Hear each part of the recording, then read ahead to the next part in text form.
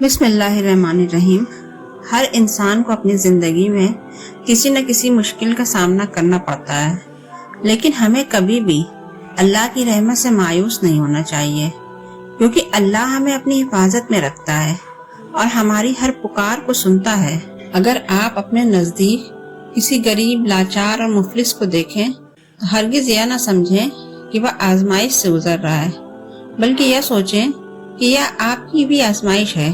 انسان کی آزمائش وہیں رکھی گئی ہے جہاں اس کا دل ہو، کسی کے لیے اولاد، کسی کے لیے محبت، کسی کے لیے پیسہ تو کسی کے لیے بادشاہت۔ تم جسے ڈپریشن کہتے ہو وہ تمہارے نماز نہ پڑھنے کا نتیجہ ہے۔ زندگی آزمائش کا سمندر ہے، کسی سے لے کر آزمایا جاتا ہے تو کسی کو بے انتہا دے کر آزمایا جاتا ہے۔ بس اتنا سمجھ لیجئے، کہیں شکر کی اور کہیں صبر کی آزمائش ہے۔ جب تم کہتے ہو یا اللہ میں انسان ہوں، نہیں سمجھ سکتا تیری مصلحت، تو میرا رب ہے، میری مشکل آسان کر دے۔ یا اللہ میں ہی کیوں؟ وہ کہتا ہے کیونکہ میں تم سے محبت کرتا ہوں، اور اللہ جن سے محبت کرتا ہے انہی کو آزمائش میں ڈالتا ہے۔ اور اللہ کے یہاں محبت کا اصول یہ ہے کہ جتنا زیادہ اللہ تمہیں پسند کرے گا اتنا ہی زیادہ تمہیں آزمائش میں ڈالے گا۔ خواہش سب سے بڑی آزمائش ہے۔ جب کوئی آزمائش شروع ہوتی ہے تو اس وقت تک ختم نہیں ہوتی جب تک اس کے سبق کو سیکھا نہ جائے جو اس میں چھپا ہو۔ آزمائش بھی اللہ کی طرف سے تمہارے لیے یقین کا امتحان ہوتا ہے۔ آزمائش مومن کو مضبوط بنانے کے لیے اللہ کی طرف سے آتی ہے۔ آزمائش اللہ اذیت دینے کے لیے نہیں، کچھ سکھانے کے لیے آزمائشوں میں ڈالتا ہے۔ جتنی جلدی سیکھ لیں گے اتنی جلدی وہ دور ہو جائے گی۔ کسی بھی چیز سے ایک حد سے زیادہ محبت نہیں کرنی چاہیے، کیونکہ پھر اللہ تعالیٰ آزمائش میں ڈالتا ہے، اور آزمائش تو پھر من پسند انسان سے ہی شروع ہوتی ہے۔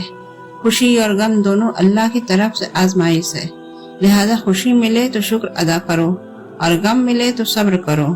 جو مصیبتیں ہمیں اللہ سے دور کر دیں وہ سزا ہوتی ہیں، اور جو مصیبت ہمیں اللہ کے قریب کر دے وہ آزمائش ہوتی ہے۔ اللہ تمہیں بے بس کر کے اپنے قریب لے آتا ہے۔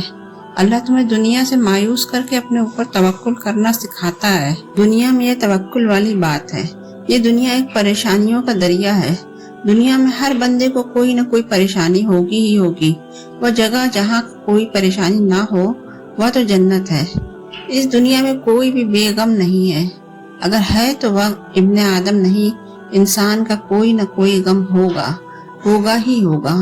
جو لوگ دین کو اپنا غم بنا لیتے ہیں تو پھر اللہ تعالیٰ ان کو دنیا کی پریشانیوں سے بچا لیتے ہیں، اور جو لوگ دین کو اپنا غم نہیں بناتے تو پھر اللہ تعالیٰ ان کو دنیا کی پریشانیوں میں ڈبو دیتے ہیں۔